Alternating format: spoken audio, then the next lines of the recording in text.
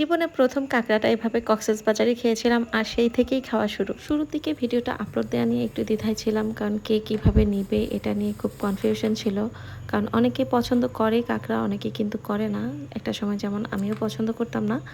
পরে ভাবলাম যেহেতু কষ্ট করে ভিডিওটা মেক করেছি, এডিট করেছি, আপলোড দিয়েই দিই। কিছুদিন আগে কাঁকড়ার যখন একটা ছোট রিলস দিয়েছিলাম, তখন একটা আপু কমেন্ট করেছিল এটা কাটার ভিডিওটা যেন আমি দেই। তো এই তো কাঁকড়া যেভাবে কাটে, আসলে আমিও নতুন, আমি ইউটিউব দেখে দেখে কাঁকড়াটা কাটা শিখেছি।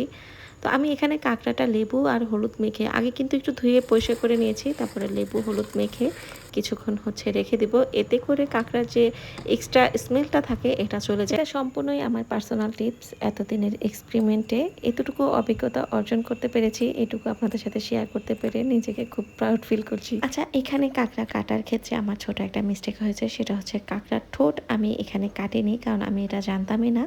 পরের দিন আমার হেল্পিং হ্যান্ডের কাছ থেকে জানতে পারি কাঁকড়ার ঠোঁট কাটতে হয়। তাই আপনাদেরকে জানিয়ে রাখলাম, সেম মিস্টেকটা যেন আপনারাও না করেন। আর আমি কাঁকড়াটা রাতে সব ধরনের মশলা দিয়ে ভাপ দিয়ে রেখেছিলাম। এটা হচ্ছে পরের দিন সকালে আমি কাঁকড়াটা বাগার দিয়ে নিচ্ছি। এটাই কিন্তু ফিনিশিং টাচ। মূলত কক্সবাজারে যে কাঁকড়াটা খেয়েছিলাম, তারা যেভাবে সামনে প্রেজেন্ট করেছিল, ওই লুকটা বেশ লোভনীয় ছিল, যার জন্য আমি খেতে বাধ্য হয়েছিলাম।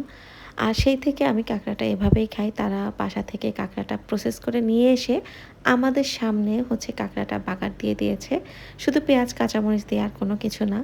তারপর থেকে আমি কাঁকড়াটা এভাবেই খেতে পছন্দ করি, বেশ ঝাল ঝাল করে। সেটাও খুব ঝাল ছিল। তো আমি প্রথমে কাঁকড়াটা খালি খাচ্ছিলাম, তারপরে একটুখানি ভাত নিয়ে দেখছিলাম যে ভাত দিয়ে কেমন লাগে। বেশ মজা ছিল, আপনারা একবার হলেও ট্রাই করবেন।